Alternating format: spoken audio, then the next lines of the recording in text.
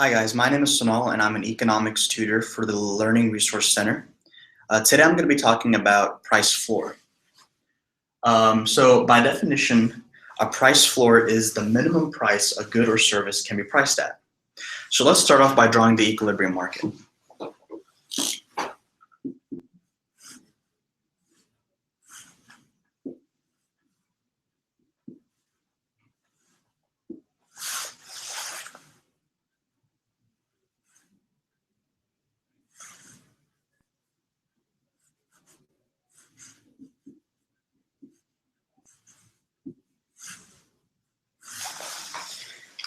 So this right here represents the equilibrium market for any given good or service, where this point right here, where it's the intersection of the supply and demand, represents the equilibrium price and equilibrium quantity. So let's put a price floor up here.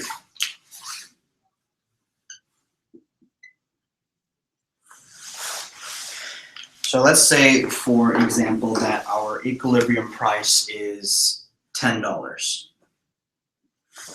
and our price floor is at $12.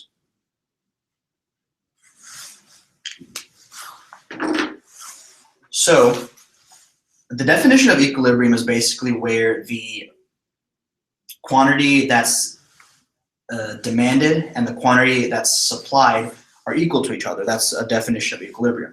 However, when we put a price floor on there, where the price floor intersects the demand line, right, at that point, that's going to represent the quantity that's demanded at that price.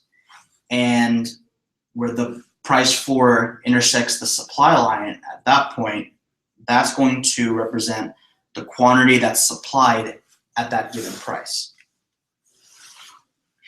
And because there is a difference between the quantity that's supplied and the quantity that's demanded, it's going to create a surplus, because in this case, with a price floor, the quantity that's supplied exceeds the quantity that's demanded. Now let's move forward, and let's say, for example, that we put the price floor down below the equilibrium. So let's go ahead and redraw our equilibrium market.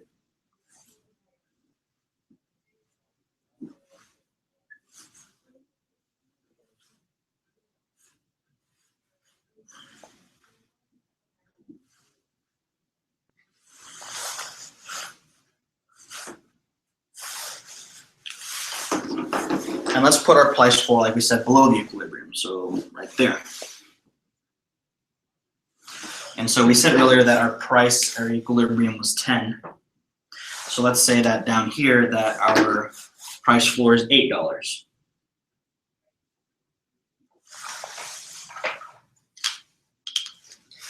So now, by definition, the price floor is the minimum price that we can set for a good or service. So because they say the minimum we can charge is 8, there's no limit on what our maximum price can be. So since our minimum is 8, well, we can just charge a maximum of 10, which is our equilibrium. And so we're just going to charge our equilibrium. And so because this price floor doesn't really affect what price we're going to set it at, this is considered an ineffective price floor.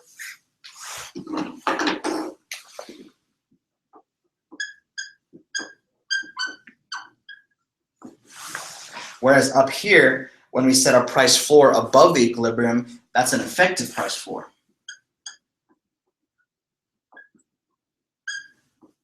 And it's considered effective because by the government setting a price floor above our equilibrium, we're forced to move away from that $10 equilibrium price to set it at 12, because 12 is the minimum or the lowest that we can charge for this good or service. However, down here, because the minimum is 8 and our equilibrium is 10, we're just going to charge at equilibrium. And so this does not force us to move away from our equilibrium, so it's ineffective. So that is what a price floor is, all right? And so let's, at the end, go ahead and sum up basically what our price floor consists of. So a price floor, like we said, is the minimum price that a good or service can be priced at. By setting an effective price floor, you have to put the price floor above the equilibrium. And by implementing an effective price floor, that creates a surplus. It creates a surplus because at this given price of our price floor, the quantity supplied is always going to exceed the quantity demanded. All right, thanks guys.